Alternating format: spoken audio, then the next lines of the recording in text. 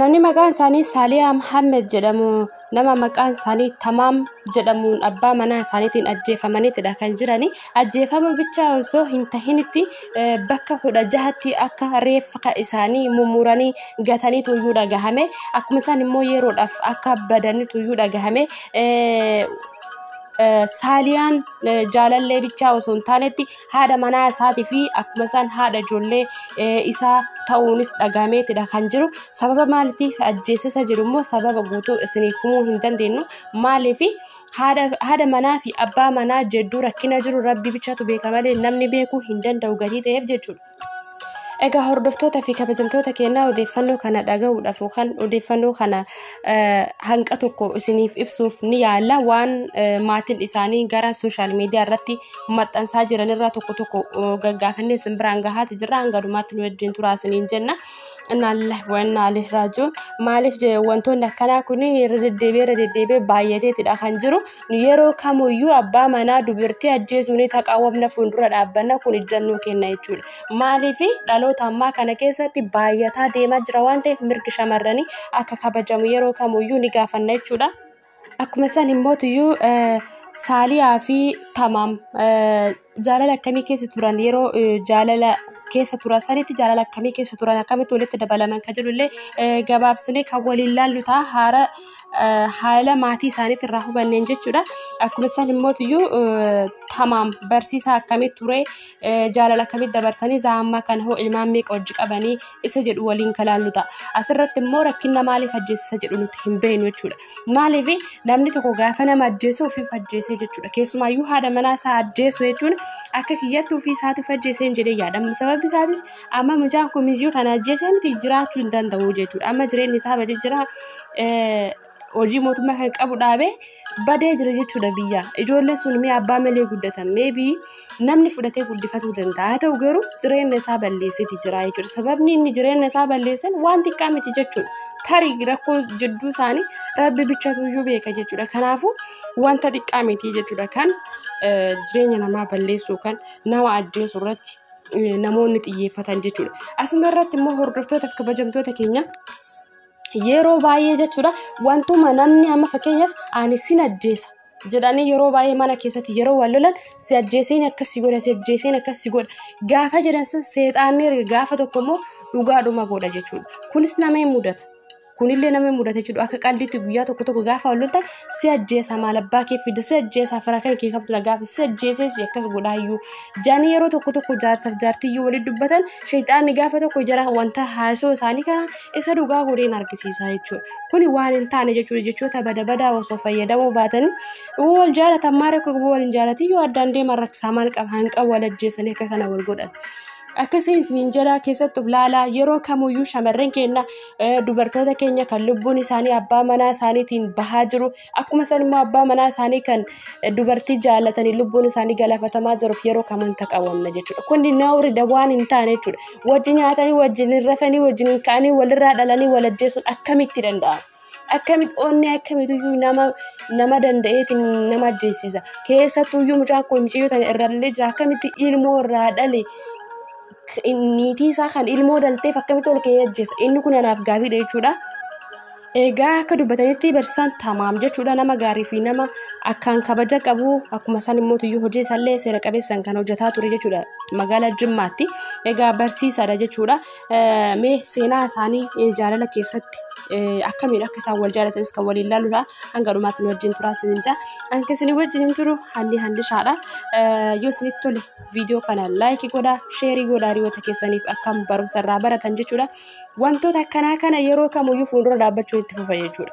Jaarsaaf jaartii wal ajjeesan yeroo kamuun taqaawwan.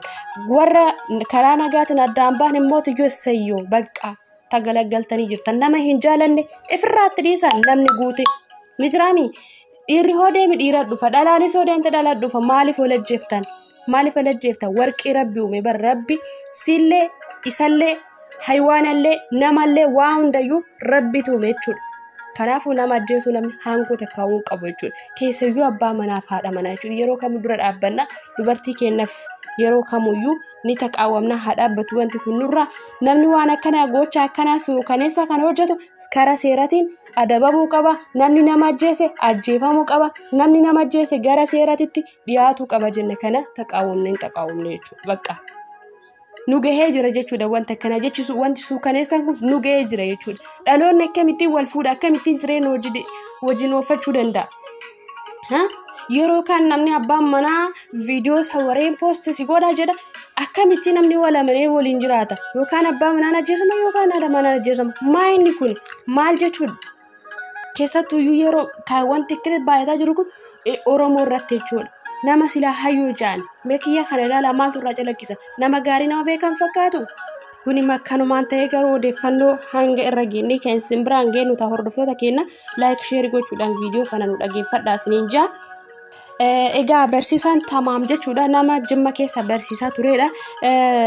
Saaliyaanis rabbiin isiidhaaf haa araaramu jechuudha. Saaliyaa Muhammed nama inni barsiisaa ture jechuudha. Kiyyaan kun michiyoo tana barsiisaa ture jechuudha. Mana barumsaa san keessatti jaallatee akkuma nama kamiyyuu barattuu isaa turte jechuudha. Isaatuyyuu isii barsiisaa ture jechuudha. Barattoota isaa keessaa barsiisaan kun miyyoo kana jaallatanii fuudhan jechuudha.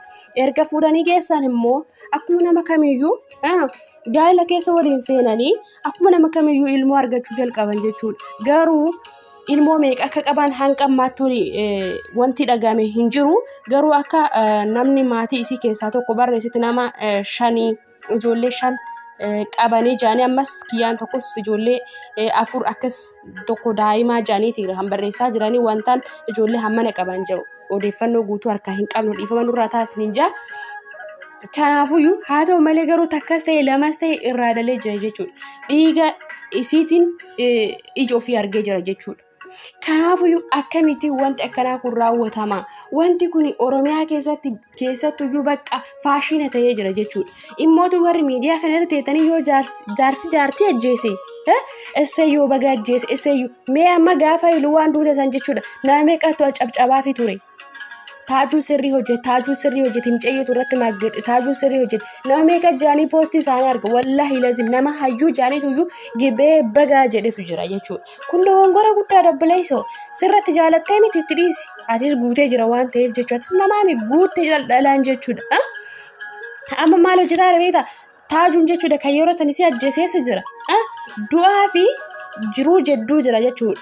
Aannaqamee akkanatti mucaasaa akkasitti Oromirraa fudhatee jiraatee jireenya hin jiraanne du'ee biyyeen irraan garangalle jechuudha. Maaltu sattee fi maaliif jiraata isin gilte kan akkasitti yaada warri deeggartanillee warri abbaan manaa haadha manaa yoo ajjeesu deeggartanillee mataa keessanii jechuudha. Kanaafuyyuu gara seeratitti haa dhiyaatu Oromiyaa ala hin baane isaayyuu immoo ajjeesee erga sanii bakka 16tti mummuruu maaltu geesse? Maali kana mara xilaachaan? Maali gaafuma tokko illee taatu harka isiirraa nyaatee hin beeku? Akkami akka kana muduu garaa wal jabaattan? Kanaafiyyuu ijoolleen Jimmaa qeerroo fi qarreen Jimmaa jechuudha. Bilisa bahuu qabdan jechuudha. Nama kanarra duultanii bakki inni jiru boolla inni seenee baastanii gara qaama seeratitti dhiyeessuu qabdan jechuudha. Nu gaafatamuu qaba. Akkuma miiciyyoo sun duutettis du'uu qabas jechuudha. Akka murtee kiyyaatitti lubbuu si caalaa lubbuun isaa lubbuu si caalaa lubbuu si hin caalu jechuudha. Waan feete yoo isa baddalti ajjeesuu mirga hin qabu. Kanan isiniin jedha odeeffannoo guutuu isaa yeroo irra geenya ammas isin biraan kiyyeen hordoftoota keenya waan nu wajjin tursaniif onnee irraa isin galateeffanna. Warri sheerii godhaatan warri yaada keessan koomentii jalatti nu barreessaa jirtanis